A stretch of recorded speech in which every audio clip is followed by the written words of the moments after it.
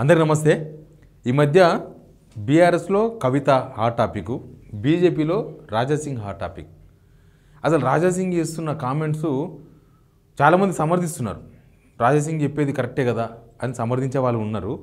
కానీ అసలు రాజాసింగ్ వెనుక ఎవరున్నారనే క్వశ్చన్స్ చాలా వస్తున్నాయి. రాజాసింగ్ తనతో తను మాట్లాడుతున్నాడా, లేకపోతే రాజాసింగ్ వెనుక ఎవరో మనుషులు ఉండి ఇట్లా మాట్లాడిస్తున్నారా? అసలు రాజాసింగ్ ఎందుకు అసంతృప్తితో ఉన్నాడు? ఇట్లాంటి చాలా చర్చలు ఉన్నాయి. మనం కూడా వాటిపైన మాట్లాడదాం. అంతకన్నా ముందు సబ్స్క్రైబ్ చేసుకోండి. సబ్జెక్ట్లోకి పోతే, రాజాసింగ్ ఎప్పుడు ఏం మాట్లాడతాడో తెలియదు, కానీ అది ఎవరికో ఓ గన్ కరెక్ట్గానే టార్గెట్ చేస్తాడు. తూట కూడా ఎవరి దాకాలో వాళ్ళకే దాకుతుంది. ఇప్పుడు రాజాసింగ్ ఆ తూట, ఆ గన్ ఆయనదే, బట్ ఆ తూట ఎవరిది అనేది మాత్రమే అర్థం కావాల్సిన అవసరం ఉంది. ఆయన మాట్లాడుతున్న మాటలు కొందరిని టార్గెట్ చేసుకొని మాట్లాడుతున్నాడు. ఆ కామెంట్స్ మీకు మళ్ళీ కూడా గుర్తు చేస్తా. కవిత లేఖ రాసింది కదా, వాళ్ళ ఫాదర్ రాసిన లేఖ బయటకు వచ్చేసింది కదా. వచ్చిన తర్వాత బీజేపీ నుంచి అప్పటిదాకా ఎవరు స్పందించలేదు. ఆయన మాట్లాడాడు. ఏమన్నాడు ఆయన? నిజమే, ఆమె రాసిన లేఖని సమర్థిస్తున్నా. మా పార్టీ వాళ్ళకి ఏమన్నా డబ్బులు ఇస్తే మా పార్టీ వాళ్ళు పోయి బీఆర్ఎస్తో ములాఖాత్ అవుతారు, దానిలో చేరిపోతారు అని ఒక కామెంట్ చేసింది.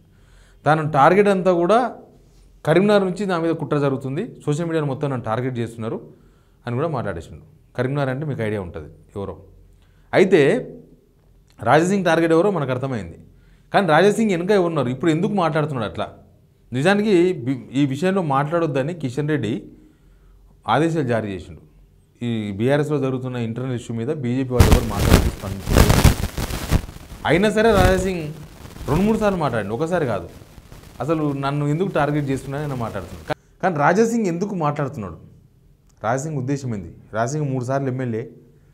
ఆయన ఒకవేళ ప్రెసిడెంట్ పదవి అడగాలనుకుంటే ప్రెసిడెంట్ పదవి ఇక్కడ వీళ్ళున్న వాళ్ళు ఇచ్చేవాళ్ళు కాదు, ఢిల్లీ నుంచి రావాలి. ప్లస్ ఎల్ఓపి కావాలంటే 3 సార్లు ఎమ్మెల్యే కాబట్టి ఎల్ఓపి కావాలంటే ఆయన కొద్దిగా లిమిట్ అయి ఉంటాడు, హైదరాబాద్కు లిమిట్ అయి ఉంటాడు, మిగతా జిల్లాలంతా చూడలేడు. ఇట్లాంటివి చాలా ఉన్నాయి.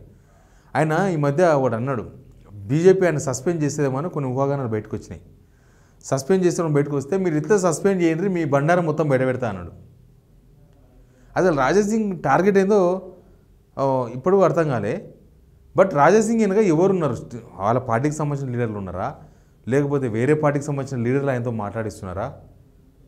రాజాసింగ్ హిందూ బెల్ట్ మనకందరికీ తెలుసు కదా. ఆయన హిందూ దానికి ఆయన ఒక బ్రాండ్ అంబాసిడర్, హిందూ ఎజెండాకి. ఆ పార్టీతో సంబంధం లేదు, వ్యక్తిగతంగా కూడా ఆయన హిందూ ఎజెండాకి బ్రాండ్ అంబాసిడర్. మరి ఆయన లైన్లో ఉండి ఆయనతో మాట్లాడిస్తున్నది ఎవరు?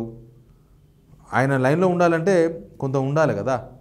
ఇప్పుడు కవిత విషయం చర్చకు వచ్చినప్పుడు కవిత వెనుక ఎవరో వేరే పార్టీ వాళ్ళు ఉన్నారు అనేది ఒక పెద్ద చర్చ నడుస్తుంది. మరి ఈయన వెనుక ఉన్న పార్టీ వాళ్ళు ఎవరు? ఈయనకి ఎవరు ప్రయోజనాలు చేకూరుస్తారు? లేకపోతే ఈయన తీసుకునే ప్రయోజనాలు ఏందో కూడా పెద్ద ఎప్పుడు చర్చనీయాంశంగా మారలే. అంటే మనోడు ప్రయోజనాల కోసం లొంగిపోతాడని అన్నానికి కూడా అవకాశం లేదు. రాజాసింగ్ కొంత కట్టర్ ఉంటాడు, ఇట్లా నిలబడతాడు. అట్లాంటి వ్యక్తితో మాట్లాడిస్తున్న వాళ్ళు ఎవరు? మాట్లాడిస్తున్న వాళ్ళు ఎవరు? ఎందుకు మాట్లాడిస్తున్నారు? వాళ్ళ పార్టీలో లొల్లి అయితే దానికి ఈ పార్టీకి ఎందుకు వాళ్ళు లింకప్ చేసుకున్నారు? బీఆర్ఎస్లో లొల్లి అయింది, దాన్ని తీసుకొచ్చుకొని బీజేపీకి ఎందుకు లింకప్ చేసుకున్నారు? ఆ లింకప్ చేసింది ఎవరో కాదు, రాజాసింగే లింక్ చేసిండు. వాళ్ళు బీఆర్ఎస్తో ములాఖాత్ అయి ఉన్న బీజేపీ నేతలు ఎవరు అనేది కూడా చాలా ఇంపార్టెంట్ ఇక్కడ. ఆయన అన్న మాటలు అదే కదా, అవసరమైతే డబ్బులు ఇచ్చి అమ్ముడు పోతారని. బీఆర్ఎస్తో ములాఖాత్ అయిన బీజేపీ నేతలు ఎవరు? వాళ్ళని ఎందుకు ఆ మాట అనాల్సి వచ్చింది? ఇప్పుడు ఏ పదవి ఆశిస్తున్నాడో, లేకపోతే అసలు ఎందుకు అట్లా మాట్లాడుతున్నాడు? ఇవన్నీ కూడా బీజేపీలో పెద్ద చర్చనీయాంశంగా మారినాయి. బీజేపీలో చాలా కుంపట్లు ఉన్నాయి. బీజేపీలో ఒక లీడర్ కోరికి పడదు, నోట్ల చక్కెరలు కడుపులో కత్తెరలు. ఆ సామెత కరెక్ట్గా వనుకొస్తే వాళ్ళకి.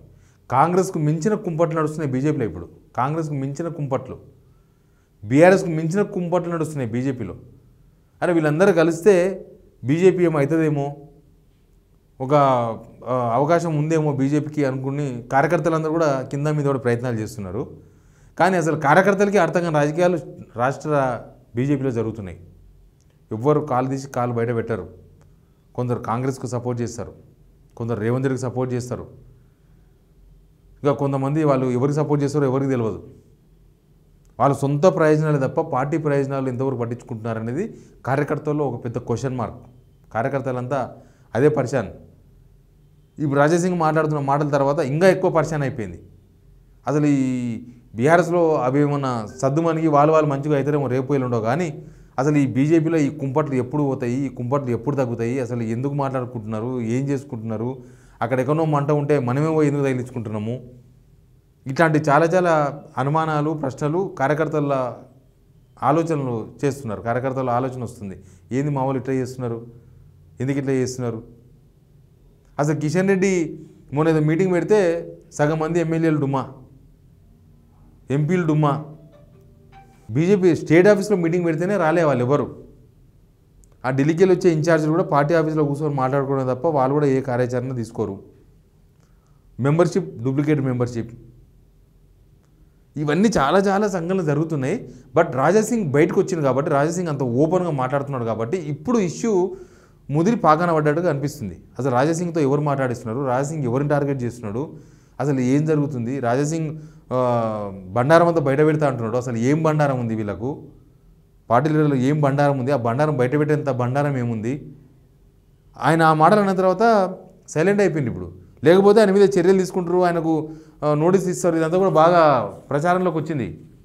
ఆయన ఎప్పుడైతే బండారం బయట పెడతానారో టక్కున ఆగిపోయినాయి, మొత్తం చర్చలన్నీ ఆగిపోయినాయి.